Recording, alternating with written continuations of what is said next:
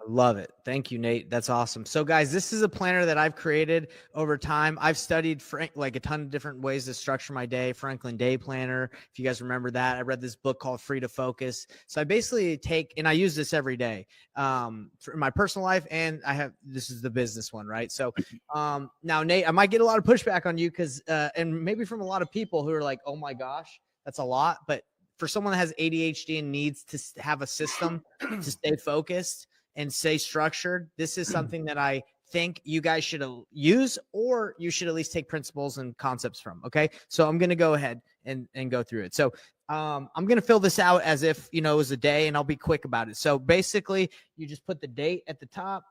Let's just put, okay, I just put the date up. Guys, I track what time I get to work, because sometimes I get to work a little bit late. I'm a little lazy. Sometimes I get a little earlier, especially if you're a brand new entrepreneur. You should be keeping track of like your hours, like how much time you're spending working. So I say, okay, start work. I got here at 9:05. I'm a little late today. I need to be here on time. Whatever you want to say.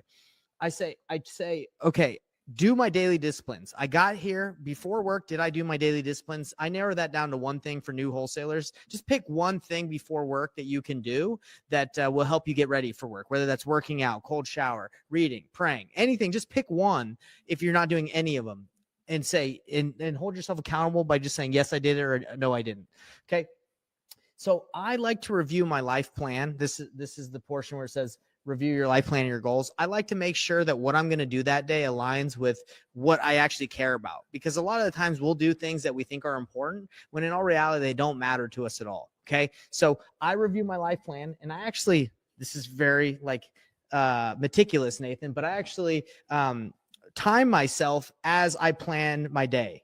And the reason why I time myself is because I've done this before where I don't like hold myself accountable and time myself on a timer. I actually go on my phone and I press start and my stopwatch starts going. The reason why I do that is in the past, when I just started planning, I would get distracted and I'd go back and I'd be like, man, it took me like an hour to plan my day, or 45 minutes, 30 minutes.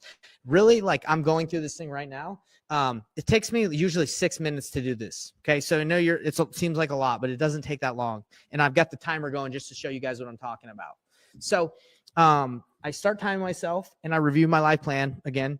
And then I go here to my priority list and I say, okay, what are the things I need to get done today? Now, you don't have to do every little thing, but it's like the most important stuff. So for example, if I need to follow up with John and get a contract signed, I'm just going to say follow up with John. Okay.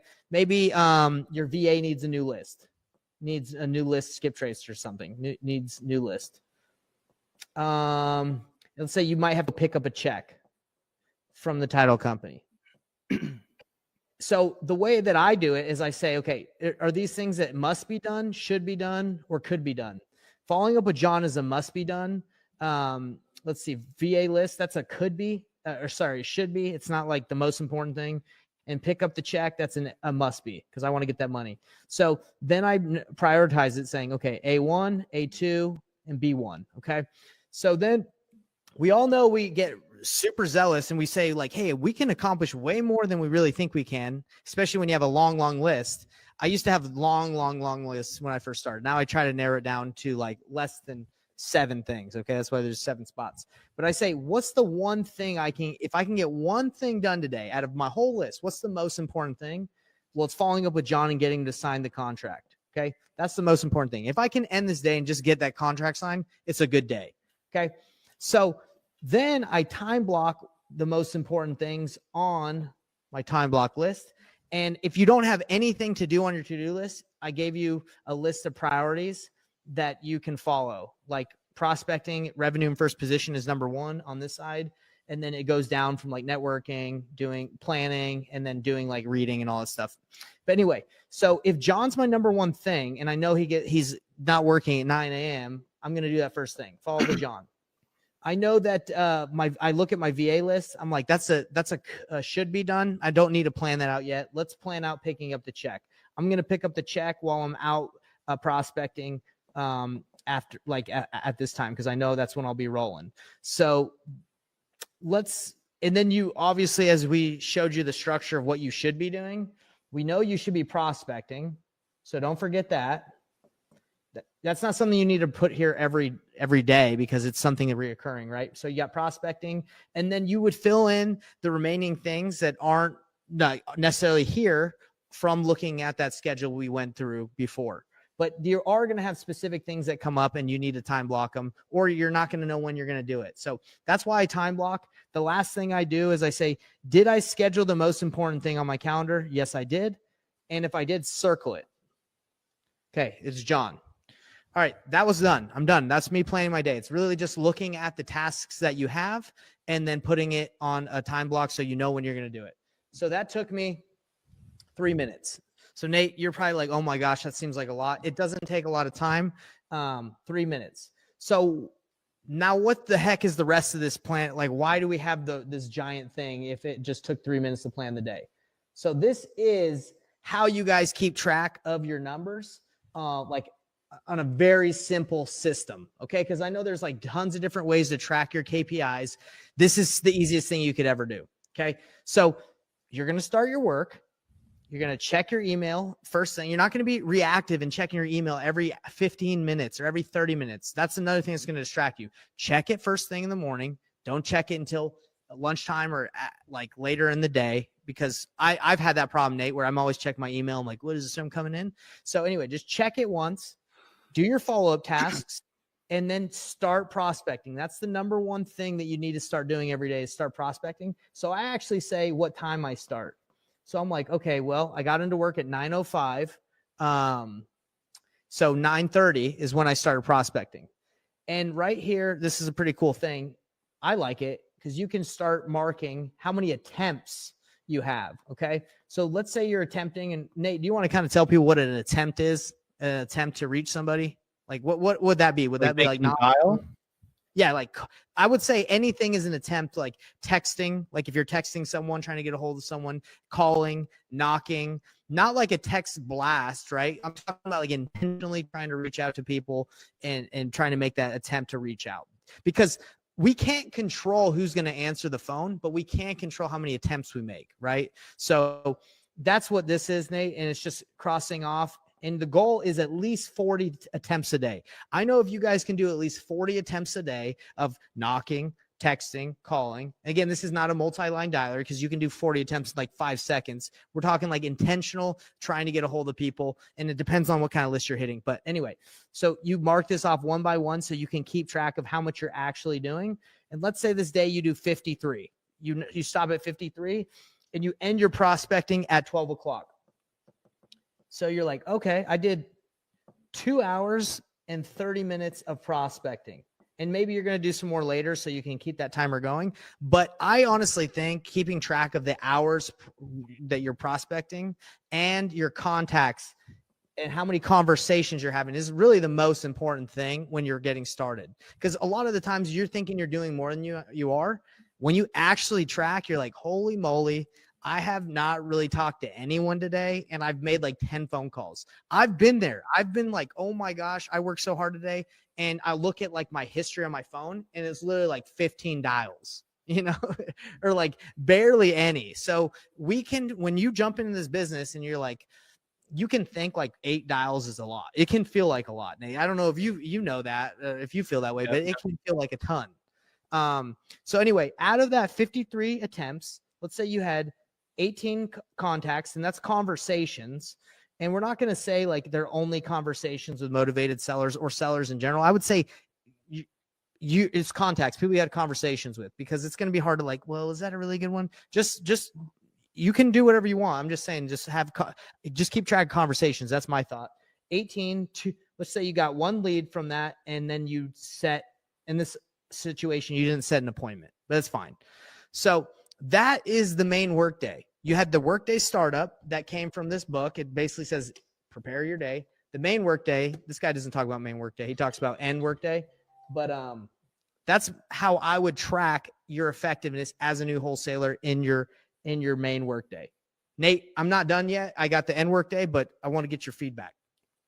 Yeah, man, especially when getting started, guys, tracking the number, like, and making that the goal, right? Like, the focus is always on the result, right? Like, what's the main target that we're after, which is doing a deal.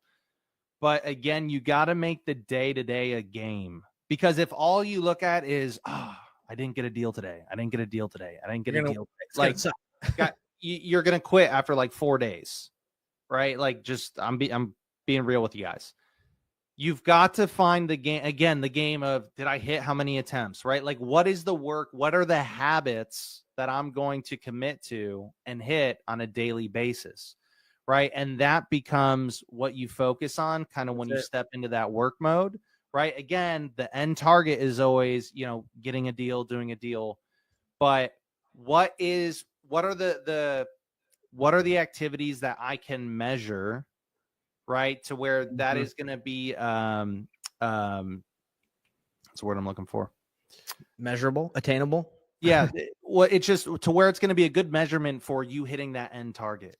Yeah. Right? And that's the main issue, Nate, with goal setting is people they want to lose weight. So they just keep on looking at the scale and focusing when they really need to focus on their calories in, calories out, and they're working out. Right. But that's not what people focus on. Unfortunately, like in life, they just focus on the result. So unfortunately with real estate, it can take quite a bit of time to see the result. Right. So if you don't have something to hold you accountable and to keep you going, you're going to feel pretty distressed. You're going to feel pretty bad.